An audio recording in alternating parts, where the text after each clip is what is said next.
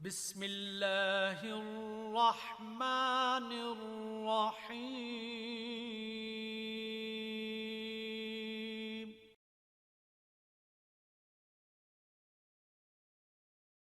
السلام علیکم ورحمۃ اللہ وبرکاتہ۔ محمد عبد الغفور رضوی جامعہ سید آمنہ للبنات کے آفیشیل یوٹیوب چینل سے آپ سے مخاطب ہوں۔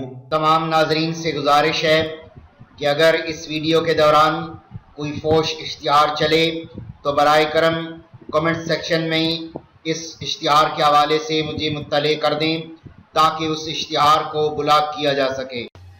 السلام علیکم ورحمۃ اللہ وبرکاتہ۔ معزز ناظرین، جامعہ سید آمنہ للبنات بکھاری کلاں تحصیل و ضلع چکوال کے زیر اہتمام حسب سابق اس مرتبہ بھی انشاءاللہ تعالی 10 ربیع الاول کو حضور نبی کریم علیہ السلام کی آمد کی خوشی میں جشن عید میلاد النبی صلی اللہ علیہ وآلہ وسلم کا پروگرام اور جامعہ سید آمنہ للبنات سے قرآن پاک کی تعلیم مکمل کرنے والی طالبات کو ردائے فضیلت عطا کرنے کے لیے جشن ردائے فضیلت کا پروگرام 10 ربیع الاول 1443 ہجری بمطابق اکتوبر 2021 منعقد کیا جائے گا۔ یہ پروگرام 10 ربیع الاول کو صبح 8 بجے جامعہ سید آمنہ للبنات میں منعقد ہوگا۔ اس مرتبہ انشاءاللہ تعالی 2 طالبات جو حفظ قرآن مکمل کر رہی ہیں ان کو ردائے فضیلت عطا کی جائے گی۔ اس کے علاوہ 12 طالبات ناظرہ قرآن پاک کی تکمیل کر چکی ہیں، ان کو ردائے فضیلت عطا کی جائے گی۔ ایک بچہ ناظرہ قرآن پاک مکمل کر چکا ہے۔ اس کے علاوہ کثیر تعداد میں تنظیم المدارس کے کورسز مکمل کرنے والی طالبات ہیں، ان تمام طالبات کو ردائے فضیلت عطا کی جائے گی۔ یہ پروگرام انشاءاللہ تعالی صبح 8 بجے منعقد کیا جائے گا اور 12 بجے تک جاری رہے گا۔ تمام اہل اسلام خواتین سے گزارش ہے کہ اس نورانی محفل میں باپردہ شرکت فرما کر ثواب دارین حاصل کریں۔ سب سے پہلی چیز ہے کہ نبی کریم صلی اللہ علیہ وسلم نے اپنے شہزادوں کے نام کیا کیا رکھے اور کیسے رکھے۔ یہ حدیث ابن ابی شیبہ میں موجود ہے جو امام بخاری کے استادوں کے استاد ہیں، ان کی کتاب ہے۔ مستدرک حاکم میں بھی یہ حدیث موجود ہے، مسند احمد میں بھی یہ حدیث موجود ہے، صحیح حدیث۔ جب سیدنا امام حسن رضی اللہ تعالیٰ عنہ پیدا ہوئے تو نبی کریم صلی اللہ علیہ وسلم تشریف لائے اور آپ نے آ کے فرمایا ارونی ابنی ما سمیتموہ، مجھے میرا بیٹا دکھاؤ اس کا کیا نام رکھا ہے۔ سیدنا علی المرتضیٰ رضی اللہ تعالیٰ عنہ نے عرض کیا سمیتہ حربا یا رسول اللہ، حضور میں نے اس کا نام حرب رکھا ہے۔ آپ کریم صلی اللہ علیہ وآلہ وسلم نے فرمایا لا بل ہوا حسن، نہیں اس کا نام حسن ہوگا۔ جب امام حسین پیدا ہوئے رضی اللہ تعالیٰ عنہ تو اس وقت بھی آقا نے یہی سوال کیا مجھے میرا بیٹا دکھاؤ اس کا کیا نام رکھا ہے۔ عرض کیا گیا حضور اس کا نام حرب رکھا ہے۔ آپ نے فرمایا نہیں اس کا نام حسین ہوگا۔ تیسرے شہزادے حضرت محسن پیدا ہوئے، آپ نے پھر پوچھا اس کا کیا نام رکھا ہے۔ عرض کیا گیا حضور نام حرب رکھا ہے۔ حضور نے فرمایا لا بل ہوا محسن، نہیں اس کا نام ہوگا محسن۔ 3 شہزادوں کے نام حسن، حسین اور محسن رکھنے کے بعد آپ کریم صلی اللہ علیہ وآلہ وسلم نے فرمایا میں نے ان بچوں کے نام حضرت ہارون علیہ السلام کے 3 بیٹوں کے ناموں پر رکھے ہیں، ان میں سے ایک کا نام شبر، دوسرے کا نام شبیر اور تیسرے کا نام مشبر تھا۔ میں نے ان کے ناموں پر ان کا نام حسن، حسین اور محسن رکھا ہے۔ یہ ترجمہ ہے ان لفظوں کا۔ یہ نام یوں بھی پڑھے جا سکتے ہیں شبر، شبیر اور مشبر، حسن، حسین اور محسن کے وزن پر۔ یہاں حدیث مکمل ہو گئی۔ اب اس حدیث کی تھوڑی سی وضاحت سن لیجئے۔ پہلی بات تو یہ ہے کہ حضور کے نواسے سیدہ زہرا پاک میں سے جو پیدا ہوئے رضی اللہ تعالی عنہم، وہ 3 شہزادوں کے نام آپ نے سن لیے، حسن، حسین اور محسن۔ پتہ چلتا ہے ہمارے ایمان، ہماری محبت، ہماری تحقیق اور انصاف کا تقاضا یہ ہے کہ جب جلسے رکھیں، نام لیں، اصالہ ثواب کریں، حضور کے 3 شہزادوں کو یاد رکھا کریں۔ آپ کے یہاں کیا ہو رہا ہے؟ یہاں تو امام حسن کو بھی یاد بہت کم رکھا جاتا ہے۔ چے جائے کے نواسے سیدہ زہرا پاک رضی اللہ تعالیٰ عنہا میں سے پیدا ہونے والے نواسے 3 ہیں، ٹوٹل 3 نہیں ہیں، وہ اور بھی ہیں۔ تو یہ تیسرا نام ایک اور لحاظ سے بھی بڑا ضروری ہے۔ وہ جو آپ نیٹ وغیرہ پہ سنتے رہتے ہیں نا کہ عمر فاروق نے دروازہ مارا تھا اور کوئی نقصان ہو گیا تھا خدا نخواستہ، یہ وہ شہزادے ہیں جو صحیح سلامت اللہ تعالیٰ نے دنیا میں بھیجے ہیں اور 3 یا 4 ماہ کے ہو کر فوت ہوئے ہیں۔ اس شہزادے کو نام رکھنے کے بڑے فائدے ہو گئے نا۔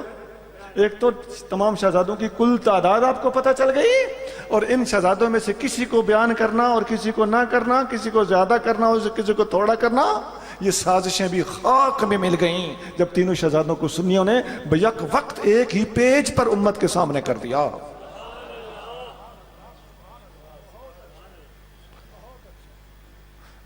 اب ایک اور بات سنیے، اسی حدیث سے یہ بات بھی پتہ چلتی ہے کہ اگر کوئی نام نبی کریم صلی اللہ علیہ وآلہ وسلم کو پسند نہیں ہوتا تھا تو آپ وہ نام تبدیل کر دیتے تھے۔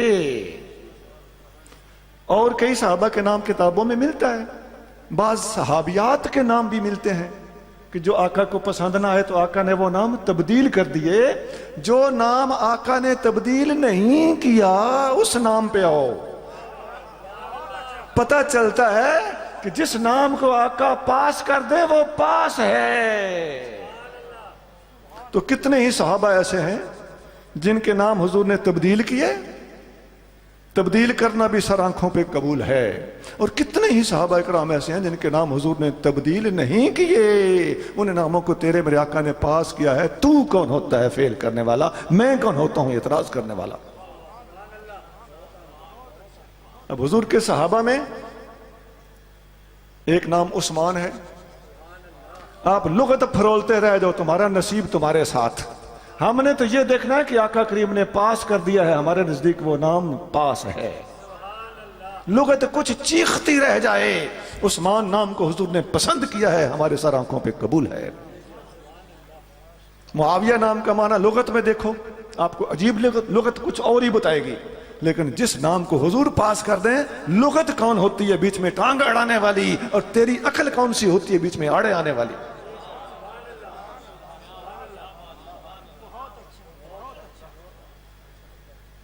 اور سنیے، موسیٰ نام کتنا پیارا ہے، اللہ کے پاک پیغمبر اولو العزم انبیاء علیہ السلام میں شامل ہیں۔ اس نام پہ کوئی مائی کا لال اعتراض کر سکتا ہے، لیکن لغت سے پوچھو، لغت کچھ اور ہی بتاتی ہے۔ لغوی معنی اس نام کے آپ خود جا کے پڑھنا، ضرور پڑھنا اگر آپ میں کچھ بھی خوف خدا ہے تو۔ مجھے گناہگار نہ کرو، لیکن ہمیں یہ نام مقبول ہے، پسند ہے، پاس ہے، کیونکہ ہمارے آقا نے پاس کیا ہے، اللہ اس کے رسول نے اس نام کو پسند کیا ہے، قرآن نے اس نام کو بیان کیا ہے، اللہ کے پاک پیغمبر کا نام ہے، سنیوں کے سر آنکھوں پہ قبول ہے۔ جو لوگ صحابہ کے ناموں کو لغت کی روشنی میں کتابیں پھرال کے بیٹھ کر اپنی شرارتیں پھیلانا چاہتے ہیں، ان کو چاہیے کہ موسیٰ کا نام لغت میں دیکھ کر اس نام کے بارے میں وہی حکم لگائیں جو عثمان اور معاویہ کے بارے میں لگاتے ہو۔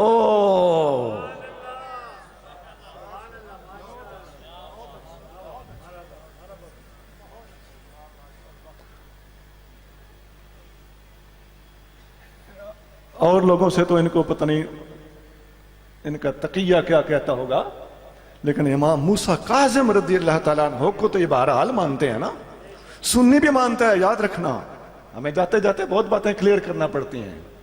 ہمارے بسر کے تاج ہیں، مصیبت تیرے لیے ہے جو لغت کی روشنی میں معنی پہ ہٹ کرنے والا ہے، وہ ذرا بتائے کہ امام موسیٰ کاظم کا اسم گرامی مقدس ہے کہ نہیں ہے۔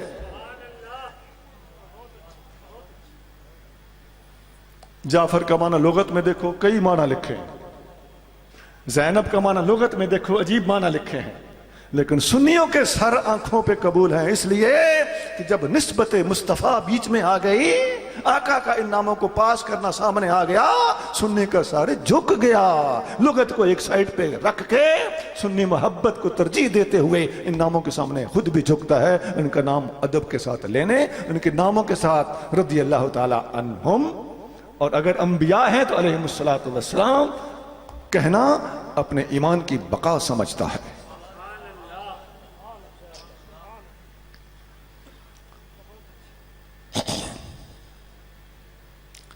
अब यहां जब नीयत में बेअदबियां डाल दी गई हों तो कभी अबू हुरैरा पे एतराज होगा, कभी अबू बकर पे सवाल होगा, कभी उस्मान पे सवाल उठेगा, कभी मुआविया पे सवाल उठेगा। लेकिन जब हम ये दूसरे नाम जो मैंने आपके सामने रखे हैं, इन नामों का माना जब हम पेश करेंगे तो लग समझ जाएगी कि इन नामों पर एतराज करने वालों तुम्हें बहुत सारे दूसरे नामों पर भी फिर एतराज करना पड़ेगा, मगर सुन्नी एतराज नहीं करता। इस हदीस की वजाहत में दो बातें आ गई। एक बात और सुन लीजिए,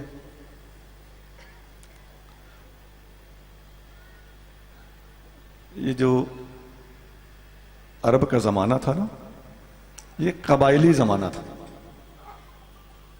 उस जमाने में कबीलों के साथ लड़ाइयां, जंगें, ये खैमे जन जमाना था। ऐसा है कि नहीं है? तो कबाइल दूसरे कबीलों पर फख्र करते थे, वो नाम इसी तरह के रखते थे। औलाद मेरी ज्यादा है, मेरे साथ कोई आंख में आंख डाल के बात नहीं कर सकता, मेरे पास पैसा ज्यादा है। ये अरब का पस मंजर मैं बता रहा हूं। नबी करीम रऊफ़ुर रहीम सल्लल्लाहु अलैहि वसल्लम के दुनिया में जलवा अफरोज होने से पहले जो हालात थे, उन हालात का नक्शा सूरत अल्हाकुमुत तकासुर में दिया गया है। तुम्हें औलाद का चोखा और ज्यादा होना और पैसे का तुम्हारे पास ज्यादा होना, इसने तुम्हें गाफिल कर दिया। हत्ता ज़ुरतुमुल मकाबिर, हत्ता कि तुम कब्रों में पहुंच गए।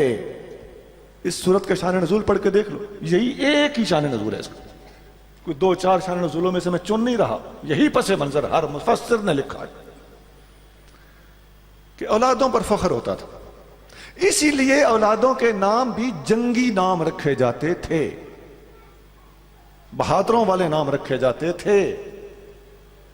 अब देखिए, एक सहाबी का नाम है मुआज बिन जबल।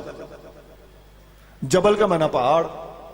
अब आज आप में से कोई बंदा पहाड़ नाम रखे, अजीब लगेगा कि नहीं लगेगा? लेकिन उस जमाने के लिहाज से ये अच्छा नाम है। क्यों? ये जंगी नाम था।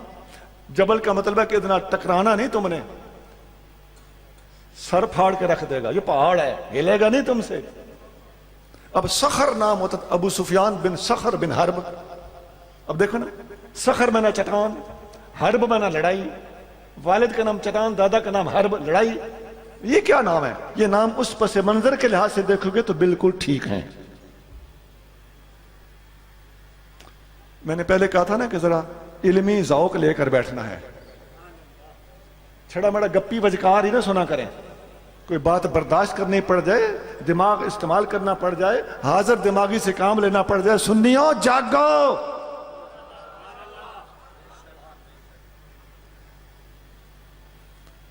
अच्छा, और सुनिए,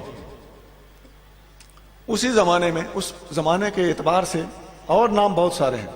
ये जो मूसा मैंने बताया ना, ये उसी लिहाज से है। लुगत जाके खुद देख लेना। मुआविया जो मैंने बताया ना, वो उसी लिहाज से है। ये लड़ाई और जंग के एतबार से नाम रखा गया था, ये नाम बिल्कुल ठीक है। उस्मान नाम भी इसी लिहाज से है। लुगत बड़ा अजीब सा माना बताएगी, लेकिन आपको पता चला ना कि ये जंगी, कबायली और लड़ाई वाले माहौल का रखा हुआ नाम है, तो ये नाम आपको बिल्कुल पसंद आएगा। आपको होगा उस जमाने में ऐसे नाम रखने चाहिए थे, ये उनकी जरूरत थी।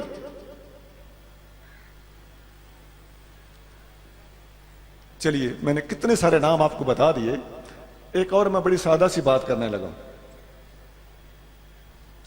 नबी करीम सल्लल्लाहु अलैहि वसल्लम के अपने आबाओ अजदाद में, दादा पर दादा ऊपर चलते जाएं तो जिन्होंने शजरा पढ़ा है उनको नाम मिलेगा। एक नाम आता है मुर्रा। اب اس کا معنی لغت میں جا کے دیکھو، لغوی لحاظ سے اس کا معنی ہے کڑوا، لیکن جنگی لحاظ سے اس کا نام بڑا ٹیٹ ہے. یہ نام بہت اچھا ہے. جو دشمن کو برداشت نہیں کرتا اسے مرہ کہتے ہیں. یہ نام کیسا ہے؟ اس ماحول کے لحاظ سے بالکل ٹھیک نام. یہ جنگی لحاظ سے، قبائلی لحاظ سے. اور اس سے اوپر چلیں، ایک نام آپ کو ملے گا کلاب یا کلاب، دو اس کے تلفظ ہیں. آپ اس کو جس لحاظ سے بھی پڑھ لیں، لغت آپ کو اس کا عجیب سا معنی بتائے گی، لیکن جنگی اعتبار سے اب آپ اس نام کو لو تو عثمان نام کو لو اور معاویہ نام کو لو، آپ کو لگ سمجھ جائے گی کہ ایمان اگر ہے دنیا میں تو خدا کی عظمت کی قسم اہل سنت کے پاس. بھائی ایمان ادب سے ملتا ہے.